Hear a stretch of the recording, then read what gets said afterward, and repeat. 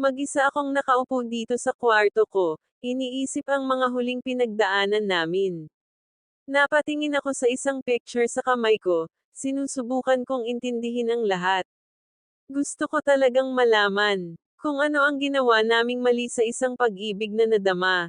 Kung nandito ka lang ngayong gabi, alam kong maaayos natin ito.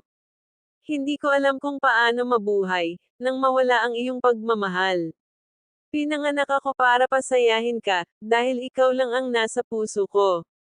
Palagi at magpakailanman ikaw at ako. Ganyan dapat ang buhay natin. Alam kong naging tanga ako simula nung nawala ka. Mas mabuting isuko ko na lang ito at magpatuloy, dahil mali ang nabubuhay sa isang panaginip.